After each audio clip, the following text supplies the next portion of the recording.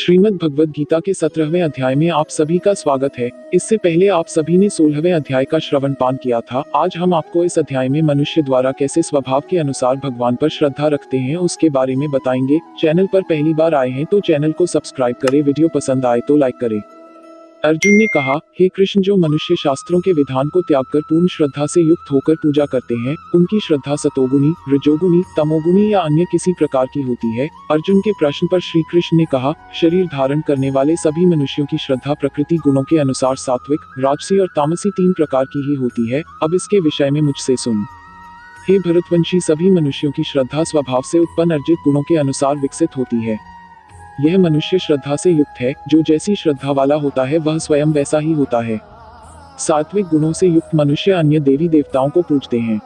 राजसी गुणों से युक्त मनुष्य यक्ष और राक्षसों को पूजते हैं और अन्य तामसी गुणों से युक्त मनुष्य भूत प्रेत आदि को पूजते हैं। जो मनुष्य शास्त्रों के विधान के विरुद्ध अपनी कल्पना द्वारा व्रत धारण करके कठोर तपस्या करते हैं, से घमंडी मनुष्य कामनाओं, आसक्ति और बल के अहंकार से प्रेरित होते हैं। से भ्रमित बुद्धि वाले मनुष्य शरीर के अंदर स्थित जीवों के समूह और हृदय में स्थित मुझ परमात्मा को भी कष्ट देने वाले होते हैं। उन सभी अज्ञानियों को तू निश्चित रूप से असुर ही समझ।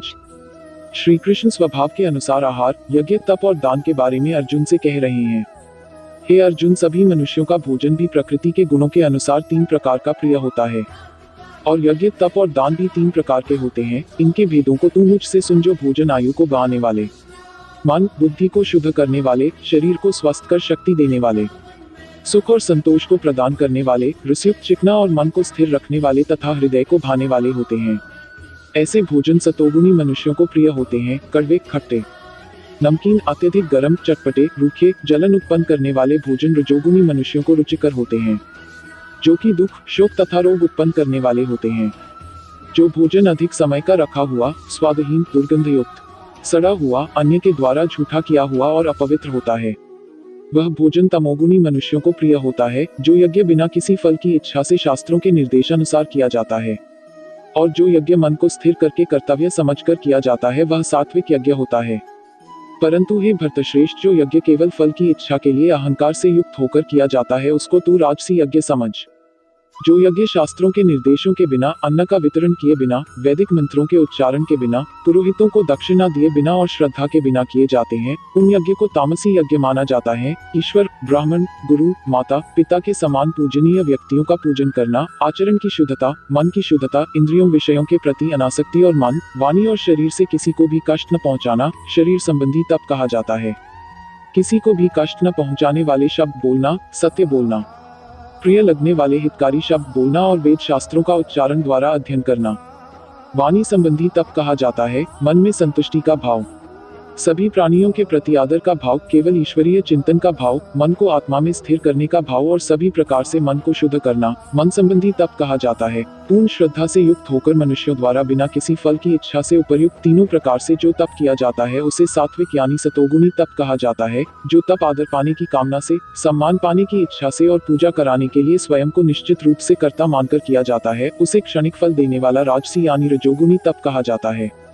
जो तप मूर्खतावश अपने सुख के लिए दूसरों को कष्ट पहुंचाने की इच्छा से अथवा दूसरों के विनाश की कामना से प्रयत्न पूर्वक किया जाता है, उसे तामसी यानी तमोगुनी तप कहा जाता है। जो दान कर्तव्य समझकर बिना किसी उपकार की भावना से उचित स्थान में, उचित समय पर और योग्य व्यक्ति को ही दिया जाता है, उसे सात्विक यानी सतोगुनी दान कहा जाता है। किंतु जो दान बदले में कुछ पाने की भावना से अथवा किसी प्रकार के फल की कामना से और बिना इच्छा के दिया जाता है, उसे राजसी यानी रजोगुनी दान कहा जाता है। जो दान अनुचित स्थान में, अनुचित समय पर, अज्ञानता के साथ, अपमान करके अयोग्य व्यक्तियों को दिया जाता है, उसे तामसी यानी तमोगुनी दान कहा जाता है। अब श्री कृष्ण अर्जुन को ओम तत् सत का अर्थ समझा रहे हैं। श्री कृष्ण अर्जुन से कहते हैं कि सृष्टि के आरंभ से ओम परम ब्रह्म, तत् यानी वह, सत यानी शाश्वत, इस प्रकार से ब्रह्म को उच्चारण के रूप में 3 प्रकार का माना जाता है और इन तीनों शब्दों का प्रयोग यज्ञ करते समय ब्राह्मणों द्वारा वैदिक मंत्रों का उच्चारण करके ब्रह्म को संतुष्ट करने के लिए किया जाता है। इस प्रकार ब्रह्म प्राप्ति की इच्छा वाले मनुष्य शास्त्र विधि के अनुसार यज्ञ, दान और तप रूपी क्रियाओं का आरंभ सदैव ओम शब्द के उच्चारण के साथ ही करते हैं। इस प्रकार मोक्ष की इच्छा वाले मनुष्यों द्वारा बिना किसी फल की इच्छा से अनेकों प्रकार से यज्ञ, दान और तप रूपी क्रिया तत् शब्द के उच्चारण द्वारा की जाती हैं। हे पृथापुत्र अर्जुन, इस प्रकार साधु स्वभाव वाले मनुष्यों द्वारा परमात्मा के लिए सत शब्द का प्रयोग किया जाता है।